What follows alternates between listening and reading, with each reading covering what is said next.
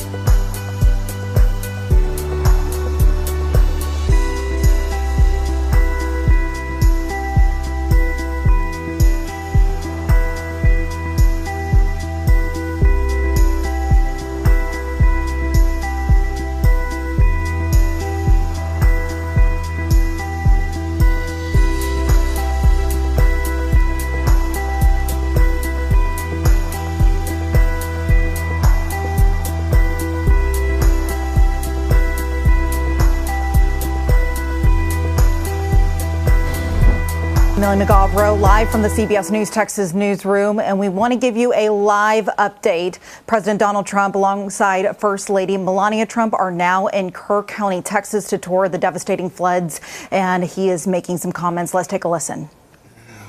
Making a little tour of the area. It's hard to believe the devastation. Trees that are 100 years old just ripped out of the ground. I've never seen anything like it. I've seen a lot of bad ones. I've gone to a lot of hurricanes, a lot of tornadoes. I've never seen anything like this. This is a bad one. We just visited with incredible families that, look, they've been devastated. They lost their child or two children, and just hard to believe what, I've never seen anything like it. A little narrow river that becomes a monster, and that's what happened. But the First Lady and I are here in Texas to express the love and support and the anguish of our entire nation in the aftermath of this really horrific and deadly flood. Nobody has any idea how and why a thing like this could happen.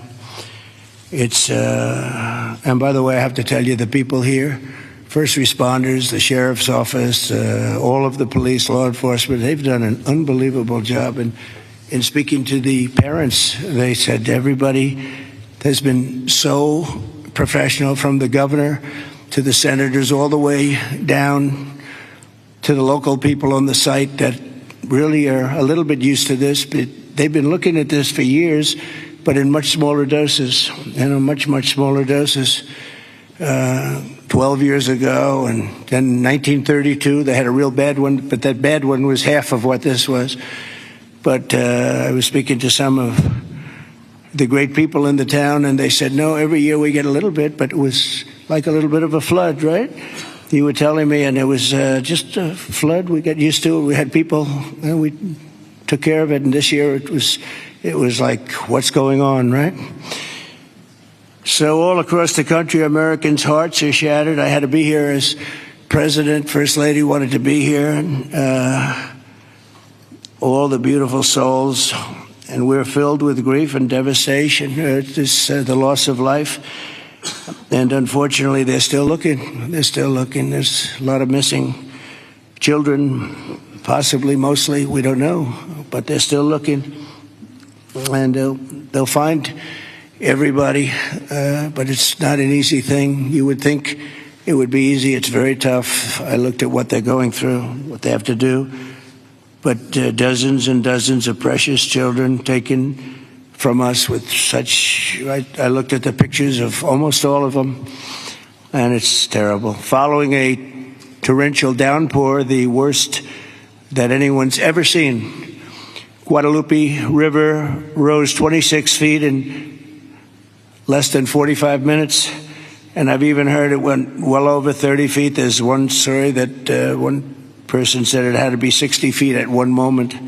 This is like a giant wave in the Pacific Ocean that the best surfers in the world would be afraid to surf.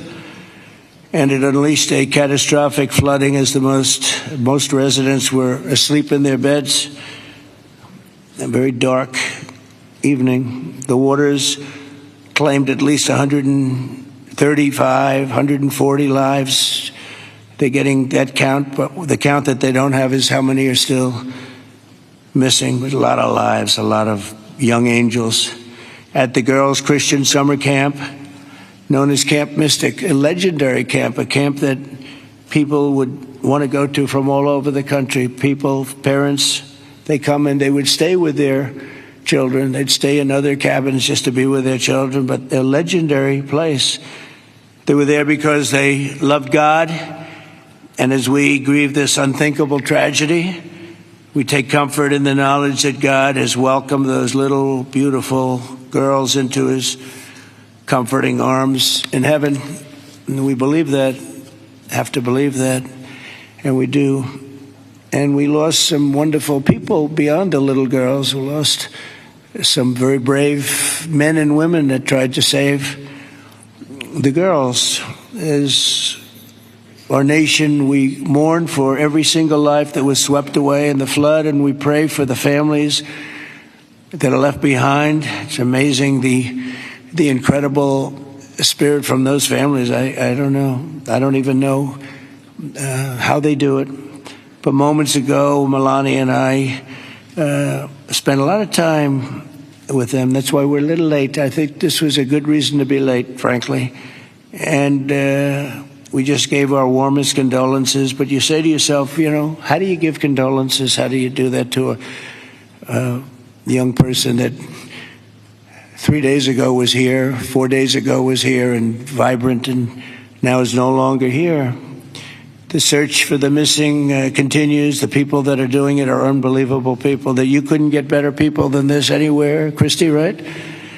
Anywhere in the world you couldn't get better people. And they're doing the job like I don't think anybody else could, frankly. And I want to thank them. I want to thank all of these great first responders who raced into very grave danger. We have some people that were incredible. The single Coast Guard rescue crew saved an incredible 169 children at Camp Mystic, 169. And the camp staff was also incredibly courageous. Are those Coast Guard people around here someplace? Because I hear some incredible people. And I actually, Scott Ruskin, is he around? Where's Scott? He's not here right now, sir, but he will be here later, and I will be. Oh, okay. Well, you let him know. With some, and John Dunn, the owner of the Hunt store, was a flood. Where are you? Okay, good. We spoke a little while ago, and it sort of John was telling me some stories about that store, and it was just really amazing. Yes, Mr. President. First, let me correct. I was owner of the Hunt store from 2013 till April of last year, where I actually sold the store to Haley and BB Lehrman, who are excellent operators, and they're on the ground right now in Hunt, leading the effort there together with the fire department, the churches, the schools, what have you. And they're doing a phenomenal job. Good job. My role in it is I had seller finance the deal, and you're so going to bring it back. I'm absolutely going to bring it back. And the walls are up. The two walls are up, and there's belief out there that it was a total loss. It's not. A gentleman by the name of Larry Graham put up some incredible walls in 1973, and he's a great engineer, and those walls are still standing. Save the walls.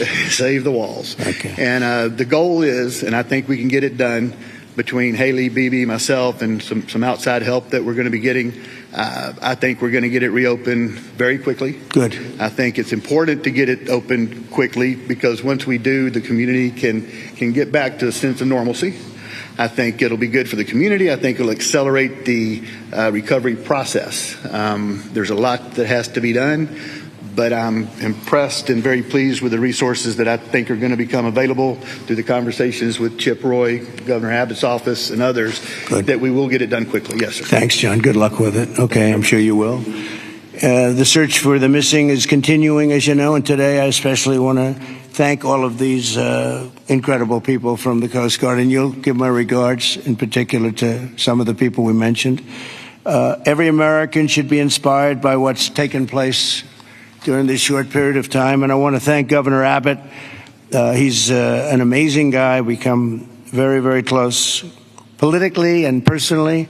And we've had a tremendous relationship with Texas. I guess Texas brought us together. We were together fine, but now we're together a lot more. And I want to thank Cecilia, your great wife, who's been our friend for a long time. The job you do is really incredible in so many different ways, including with the border and every different way. Admired by everybody. Secretaries, Kristi Noem, Brooke Rollins, Scott Turner, and Administrator Kelly Loeffler. They all wanted to be here. Some of them hopped on the plane with me. Senators John Cornyn and Ted Cruz, you're here among us. And thank you very much. Our great Lieutenant Governor, I see you sitting there. I don't know if they even have your name down, but when I'm here, your name is down, right? He's doing a good job. Always did. Always did. Also, numerous members of Congress, including Chip Roy from the district. This is Chip's district. I had a lot of time last week we spent with Chip Roy getting that great, big, beautiful bill passed. And who would have thought... and he's not easy, but he's good. Where is he? Where's Chip? Who would have thought this was going to happen? And he called because we had a big ceremony set up, and he said, you know, we have a little bit of a flood here, and I think it's going to be a little bit, I better stay here. I better not come back and go to it. And he wanted to be there. He was a part of it, a big part of it. And then he called again, and he said, this is bad. And then it got really bad, far beyond your worst, wildest imagination, right? So thank you very much, Chip. I appreciate it. And Brian Babin also is, I don't know if Brian's here. But we do have, and I have to just give some of the names because it's very unusual. Nathaniel Moran, Dan Crenshaw, all of these people wanted to be here. Keith Self, Jake Elzey, August Pfluger, Craig Goldman, Ronnie Jackson. Where are you people? Are you here? You're all here? Where's Ronnie Jackson? Ronnie Jackson, what a person. Every one of these people is so incredible. Randy Weber, Pete Sessions, Tony Gonzalez. Well, we have everybody. Beth Van Dyne. Hi, Beth. Hi, Beth. Roger Williams. Brandon Gill. Hi, Roger. Brandon, you're here? Yes. Thanks, Brandon. Doing a good job, Brandon. Michael Cloud. John Carter. And Wesley Hunt. And we have others, but I'm not, we have to get on with it. But I did want to ask Lieutenant Governor Dan Patrick. He's been my friend from the beginning. He's been the chairman of all three of my campaigns. And all I know is we won by record amounts. So I guess you were a pretty good chairman, right, Dan? And his son is fantastic, too. But Attorney General Ken Paxton. Ken's around here someplace. Hi, Ken. Hi. And Director of the Texas Department of Public Safety, Freeman Martin. Freeman, thank you very much. You're doing an amazing job. Texas Chief of Emergency Management, Nim Kidd. Thank you. Thank you very much. Thank you for greeting us, too. Major General Thomas Seltzer of the Texas Military Department. Thomas, great job. Thank you. Really good job. And many other officials and government, everybody is here. You know, it's amazing. I do these things, and often you just don't have a turnout like this. Half of government is here, but my administration is doing everything in its power to help Texas. And I can tell you that, and the governor will be the first to tell you that when the request was made for the emergency funds, Christy, I think we gave it within about 2 minutes, maybe less.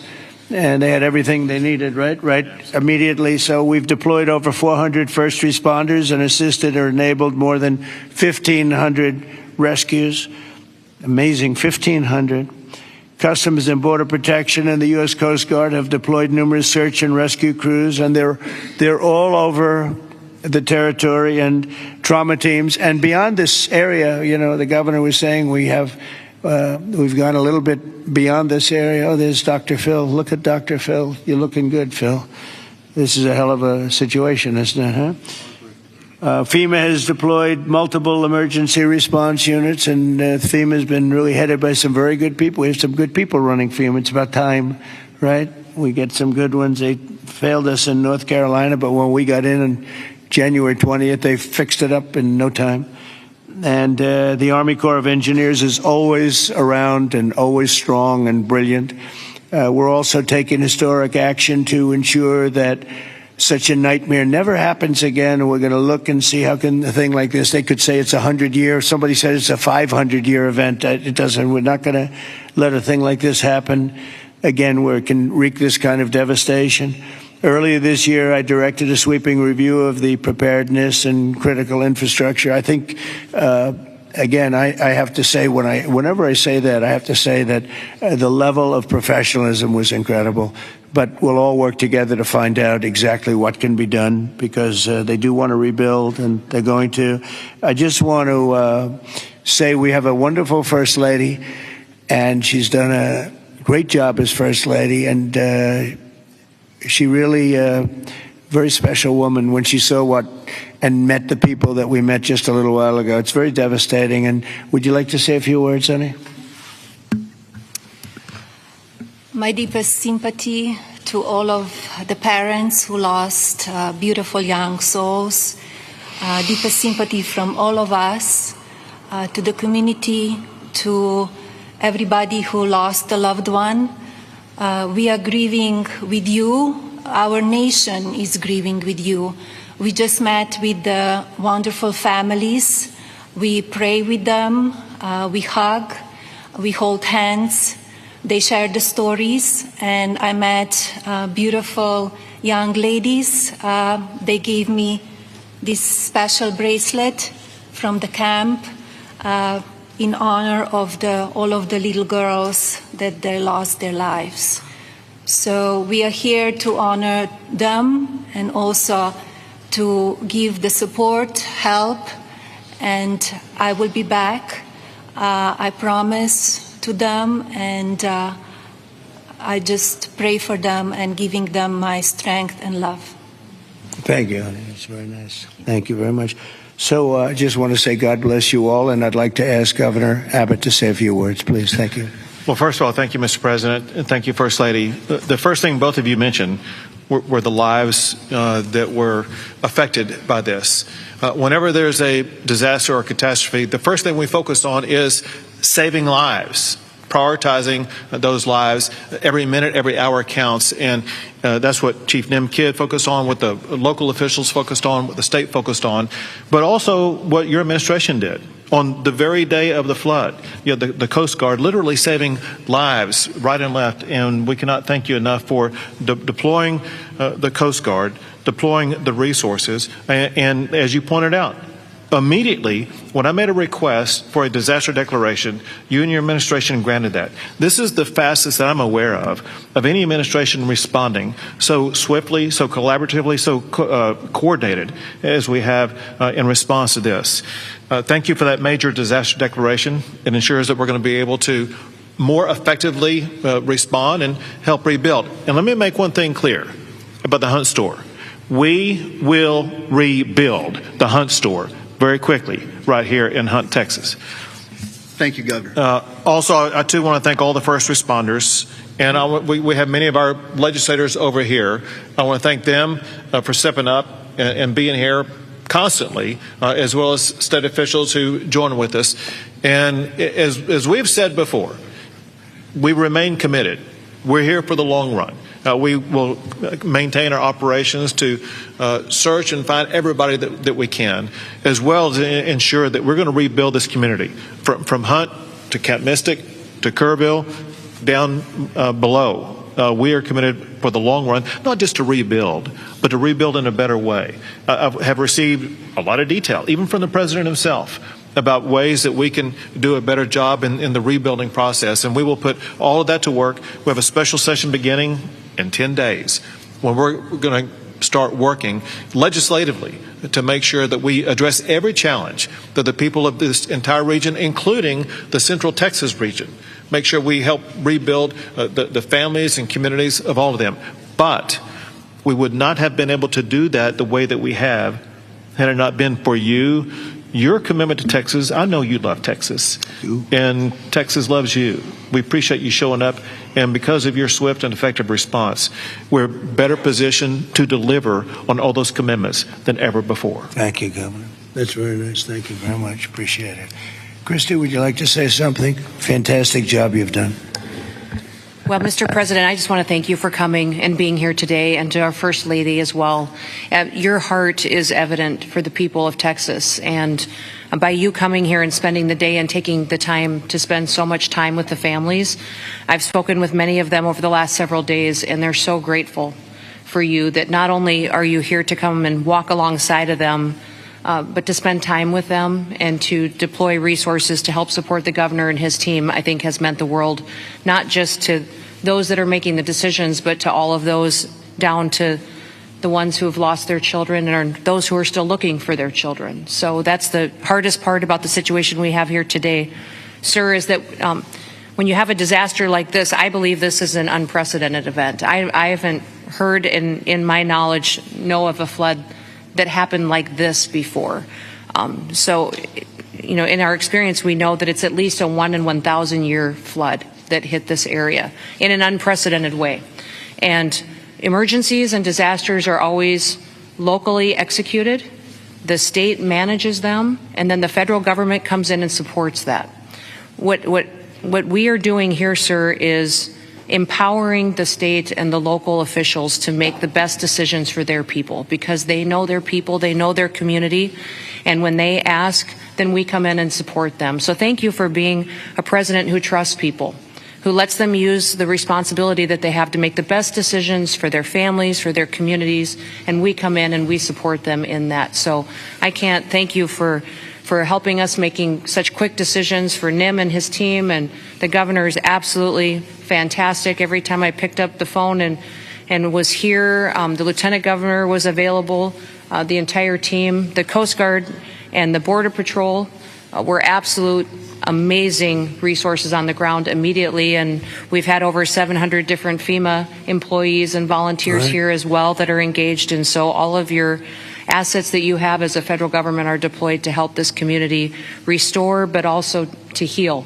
I would just ask everybody in the room to remember to love on each other too, and to tell stories and memories, and that's how the greatest fear when you lose someone in your life is that people will forget them. So tell the stories that you knew, and write them down and remember them, because nobody wants their loved one that they don't have anymore to ever be forgotten. Thanks, Christy. Appreciate it. Nim, would you say a few words, please? You've done a fantastic job working with Christy and everybody else. Thank you. Go ahead. Sir. Thank you both for being here. Our hearts are broken, but they fuel the engine that drives this response for this community. These local first responders are the best in the nation. They put their lives on the line. Our volunteer firefighters that were out there putting their lives on the line, knowing that their homes were at risk. You have the best in the nation right here at the local level. Governor Abbott declared 21 Texas counties for this weather event under a state of disaster declaration. Your immediate declaration for individual assistance and public assistance will help us rebuild and recover. We've had over 2,200 state agency response personnel assisting our local government partners. But Mr. President, here's a staggering number. Over 12,300 volunteers have shown up here out of love to support this community. Just imagine, working 10 hours a day, 7 days into this event right now, that's over 861,000 hours of volunteer support right here.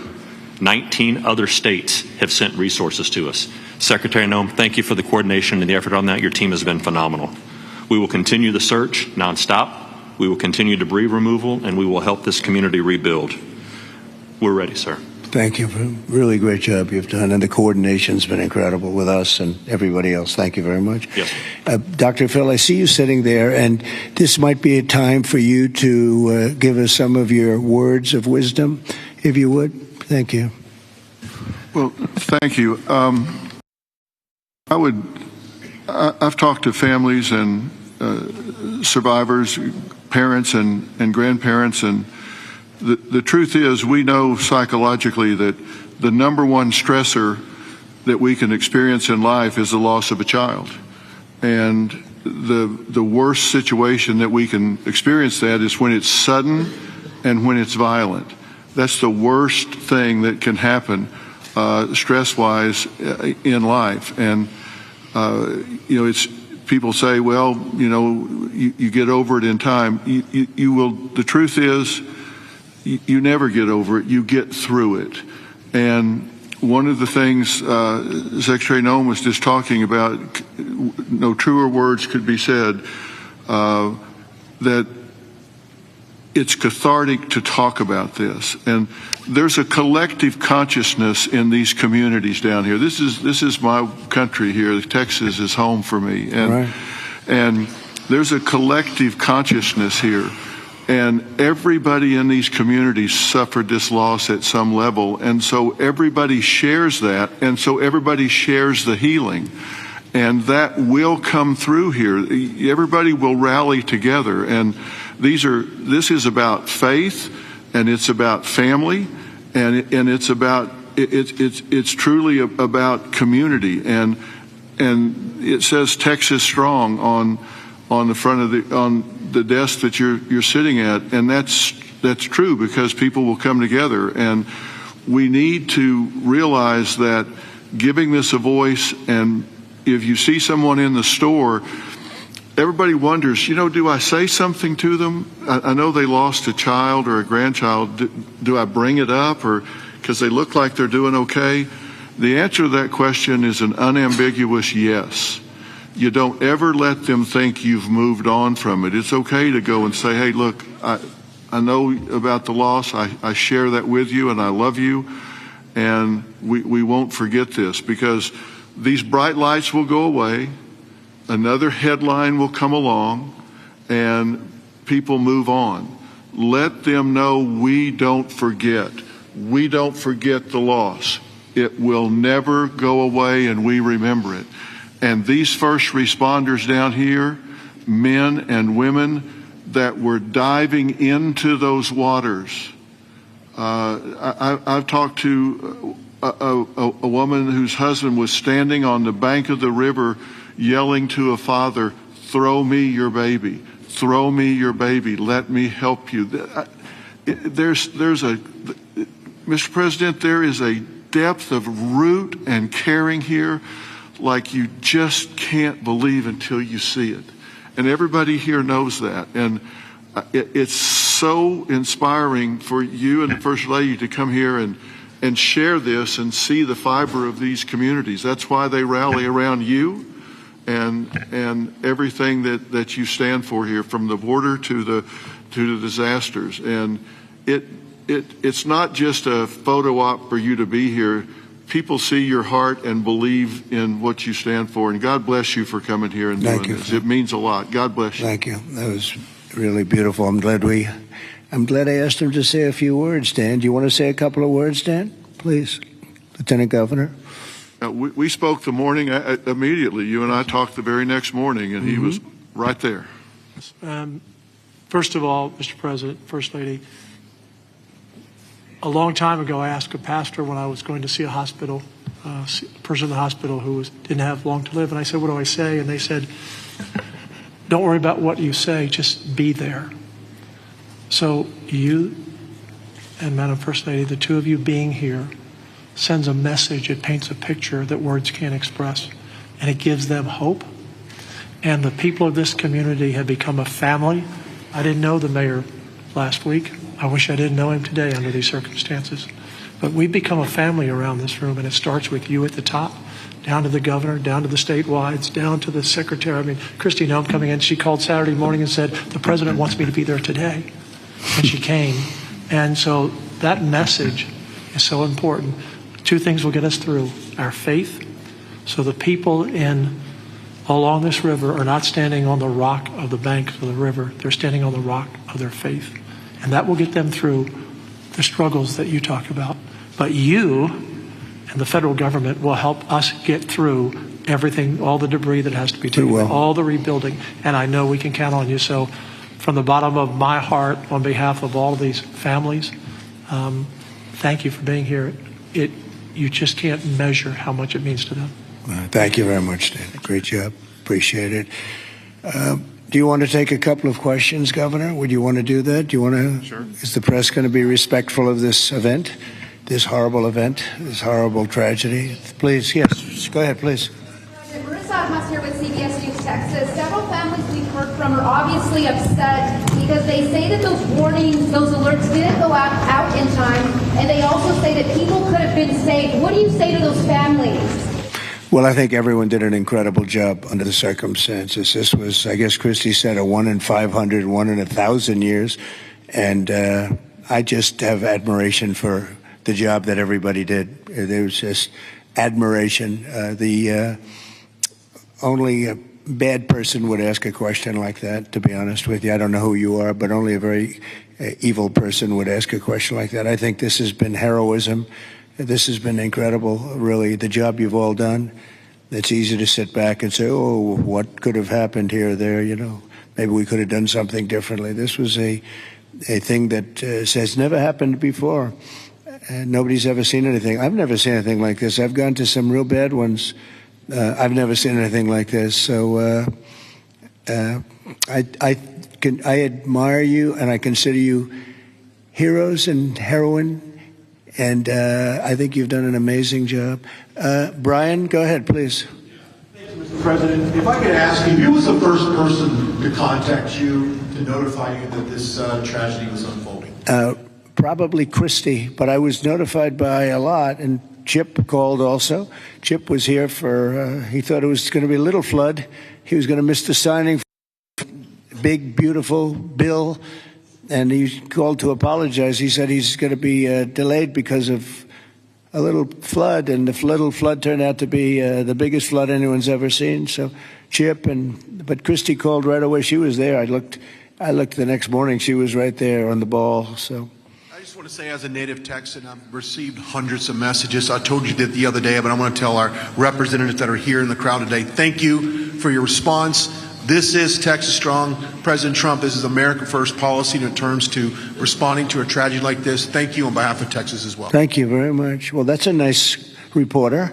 That's a nice question. But I like his statement even better. Thank you very much, Brian. That's very nice. Yeah, please, go ahead. Great to see you, President Trump. Thank you. Thank you, First Lady Melania, for being here. I'm born and raised in Texas, and there's not a person in our state who hasn't been impacted by this tragedy. But what's been so disheartening recently are these ghouls on the left, like Jasmine Crockett and the left-wing media, who want to point fingers and play partisan games and fundraise off of this crisis. And what I love about Texas is we come together in a crisis across party lines, ideological lines. So what is your message, and maybe Governor Abbott as well, to these folks on the left who are using this to gain partisan points in viral videos?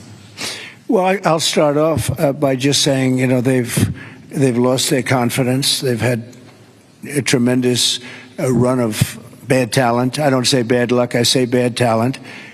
And all they want to do is criticize. And I hope we can someday be bipartisan, but all they like to do is criticize. And this way, they're getting just absolutely clobbered because everyone sees what an incredible job the governor did. Everybody in this room, everybody at this table in particular, but everybody in this room did an incredible job. And the public knows it. You know, the public's wise to it. They have automatic, they have their soundbite, they send out a soundbite, and it's supposed to be, you know, you're supposed to say that, and if you don't say that, they throw you out of the party. No, they've lost, honestly, they've lost their confidence. I see some of the people they're putting forward, and those people will only ruin our nation. Our nation, a year ago, was dead, and it was going down, but it was dead. And you are listening to President Trump's first comments after arriving in Kerrville, Texas earlier this afternoon.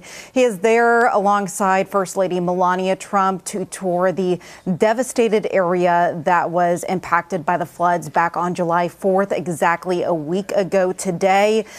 He is on his agenda. He's going to be conducting a roundtable with local first responders, local leaders, state, and U.S. senators. There's a lot of leaders alongside President Trump right now, including U.S. Senator Ted Cruz, Senator John Cornyn, Governor Greg Abbott, Lieutenant Governor Dan Patrick, Ken Paxton, and the list continues of the people who are there alongside him today.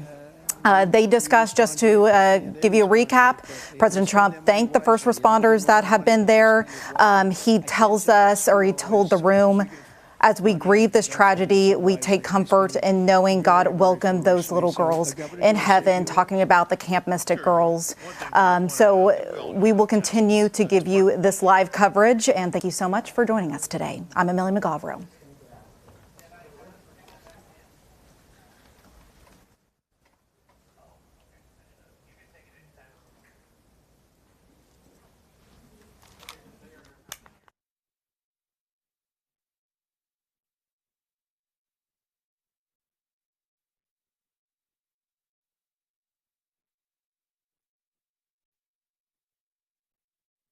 That we elevate even better, keeping foremost in mind exactly what Dr. Phil was talking about. As we rebuild, we've got to constantly comfort the families of those who have suffered a loss. Those two things combined, and we will be our quintessential selves, and that is Texas tough, Texas resilient. Thank you very much. Go ahead, sir. Mr. President, first the blue of all, shirt. Thank you for right over here. Go ahead. I'll wait for Chip. He's my representative. I'll wait for him. Mr. President, if I could just jump in and just say one thing, which is I can't thank you enough. When I called you on Friday, you said whatever you need. When I called the Secretary's office, she called me within 15 minutes, whatever you need, and then she came here this weekend. I've never seen such a quick response and such a focus on delivering for the people. But importantly, I want to thank all of my colleagues in the House sitting right over there. Every single one of them called me personally. Every single one of them reached out to this team that the governor was just talking about, the team effort to deliver for the people of Texas. They're here now, not here to microphone. They're here just to be here because they believe in this state and they believe in what you're doing as the president and they believe in what the governor's doing. And importantly, this morning, I was at a press conference for the Community Foundation of the Hill Country, which has raised over $30 million from the great people of this state and from around the country. And they sent checks out today of $5 million to people in this community to help them with cash for people, for small businesses, first responders, and all the people that need help to reunite. And the final point I'll just say, for all of the media clamoring to ask that ridiculous first question and try to point fingers, the governor said it best when he said that pointing fingers is for losers. This state is about looking forward, and we'll figure out how to make our systems the best they can be. But importantly, when you see 26 feet of water rising a foot per minute, don't go around pointing fingers. The people in this community rallied around to help people, and that's the enduring image. Those little girls from Camp Mystic who were singing hymns as they watched the damage as they left that camp coming out of there. And that's who the people of Texas are. And I thank you, Mr. President. Thank you very much. And, 2 words, unity and competence. If you were to ask me 2 words that I've seen here, one is unity. The unity has been unbelievable. And then the competence of the Coast Guard and some of the people within the Coast Guard that saved a lot of lives. They went out and they saved a lot of lives. But there were others other than the Coast Guard. But I would say competence and unity, the way everyone has just pulled together. It's rare that you see this. Mr. President. Again, I've been to so many and I've seen bickering and fighting and just it doesn't work the same way. This has been amazing. This is the biggest because I've never seen one like this. Neither has anybody else, by the way. Yes, please. Hey, it's Joe Pags, Mr. President. It's been a while since we've seen each other. Obviously, the staffing was where it needed to be. In fact, it was heavier than it should have been because of the holiday weekend. Whatever they're saying in the left news is though. At 1 o'clock in the morning, the technology only goes as far as it goes. Kids don't have their phones. Phones are dead. People by the riverside don't have electricity. They're not going to get a phone alert that way. As a developer, going forward, knowing that everything was done lightning fast by Secretary Noem, by you, by the governor, and everybody else, you did everything right. What do we do next time, though, to make sure that people are alerted if they're dead asleep? Maybe an alarm system, maybe a siren system. You might know better than I. But what do we do to make sure that people get the alert when it's time to get the alert? Thank you. You'll probably have to do that. You'll probably come up with something very unique because there is no system right now. There's been a thing like this has never happened that anybody knows. Certainly not to this extent, but I know the governor and everybody is working on it. They're meeting and they'll figure something out. Go ahead, Governor. Yeah, so we begin a session in 10 days. We will address every single question that you just asked. You mentioned some of the ideas. There are many more. And we want to hear, most importantly, we have to devise a response that's right for this community. And this community has to weigh in, and they need time to be able to convey that to us. But we're going to work on alerts. We're going to work on every single solution to make sure things like this don't happen again, not just in this community, but in other river basins across the state also. So we will work to get it right, and we've jotted down, Joe, every idea that you just mentioned. Ted Cruz, go ahead, please, Ted.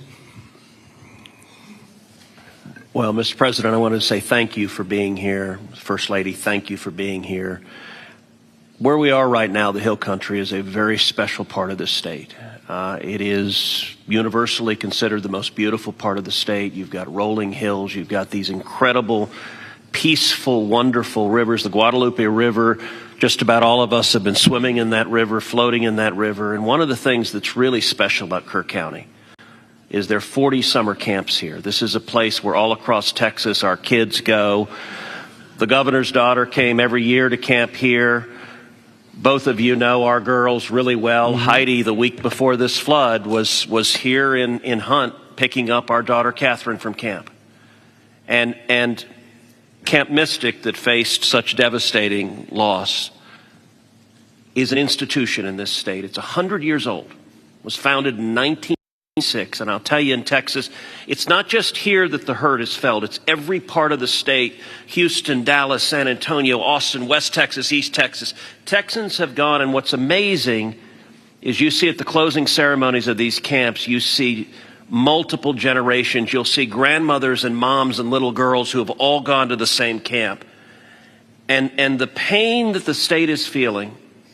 And on Monday, I went and walked through Camp Mystic. In the center of the camp is a cabin called the Bubble Inn, where the littlest girls were staying. And in front of the Bubble Inn are right now 17 small white crosses in the ground. And each cross has the name of another little girl who lost her life. And the final cross has the name of Dick Eastland, the camp director who gave his life trying to save his girls. And the water rose in that camp and in that cabin 8 feet high. You can see the water line 8 feet high. It blew the windows out of the cabin and it swept those girls out. I will tell you, I've never seen anything more horrible in my life. And I just sat there crying. I saw Mom and Dad come up to one of those crosses, drop to their knees and kiss that cross. And the mom was weeping. I also want to tell you, and you said this, you talked about unity. The way this community, the way the state is coming together is incredible. There are stories of heroism. I met a mom and dad who had a 14-year-old boy at Camp La Junta, a boys' camp. Their 14-year-old son was awakened at 3 in the morning. The water was rising. The counselor said, let's go save the little boys. And they went down to the 7, 8, 9-year-old boys and pulled them out of their camps through the crashing water. And this mom and dad were crying. Now their son survived. And I said, look, your son will always have this trauma. You will always have this trauma. But at the same time, your son will always know when he was 14 years old that there are little boys and one day there are men who are alive because he had the courage as a 14-year-old to risk his life to save them.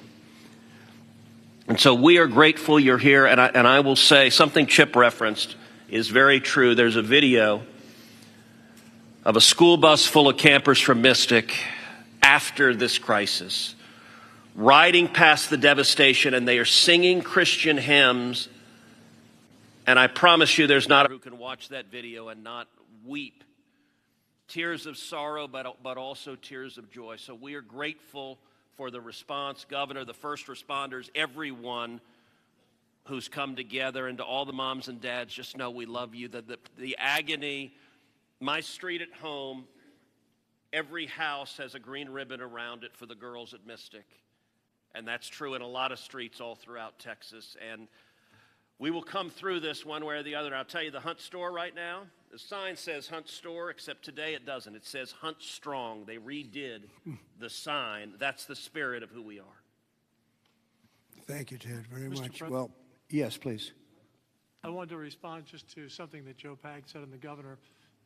The speaker and I announced yesterday that we will begin our hearings in 2 weeks, but in 3 weeks, we're going to have a hearing in this room so that the residents and the people in this area don't have to come to Austin. We're going to come to them, and we'll stay here as long as it takes to hear their stories and their needs and their wants. So we're going to be here in 3 weeks in this room. Good, Dan. Very good.